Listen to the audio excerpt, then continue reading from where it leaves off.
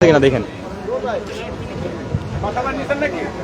দীর্ঘ ৬,৩১৫ দিন পরে বাবার কবর জিয়ারত করবেন বিএনপির ভারপ্রাপ্ত চেয়ারম্যান তারেক রহমান। দর্শক, এই মুহূর্তে আমি অবস্থান করছি জিয়া উদ্যান প্রাঙ্গণে। একটু বলে রাখতে চাই, আজকে ঠিক দ্বিতীয় দিন, অর্থাৎ বিএনপির ভারপ্রাপ্ত চেয়ারম্যান দেশে অবতরণ করার আজকে দ্বিতীয় দিনের কর্মসূচি। তিনি আসবেন ঠিক জুমার পরপরই কিন্তু শহীদ রাষ্ট্রপতি জিয়াউর রহমানের যে কবর বা মাজার তিনি কিন্তু জিয়ারতে আসবেন। ঠিক এমন তথ্যটাই কিন্তু আমরা পেয়েছি, আপনাদেরকে দেখানোর চেষ্টা করছি সেই চিত্রটি এই মুহূর্তে।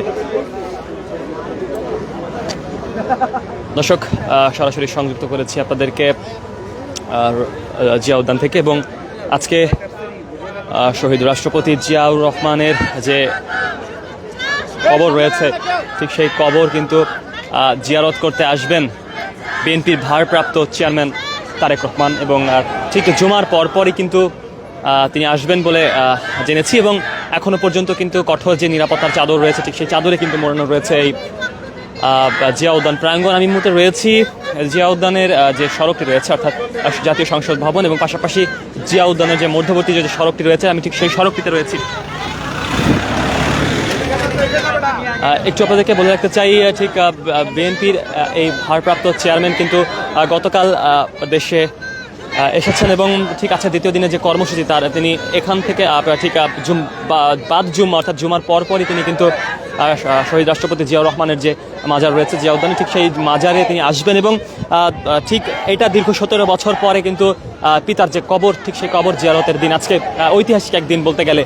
আমরা একটু বলে রাখতে চাই, এই জিয়া উদ্যানে মাজার জিয়ারতের পরপর তিনি কিন্তু যাবেন জাতীয় স্মৃতিসৌধে, এবং সেখানে গিয়ে শহীদদের যে শ্রদ্ধা নিবেদনের জন্য তিনি কিন্তু সেখানে যাবেন। এবং একটু আপনাদেরকে জানিয়ে রাখি, আপনারা দেখছেন দৈনিক দেশপত্র ফেসবুক পেজে লাইভ সম্প্রচার। এই মুহূর্তে আমি সরাসরি সংযুক্ত করেছি আপনাদেরকে জিয়া উদ্যান থেকে, সাথে রয়েছি খন্দকার তাহসিন আলম।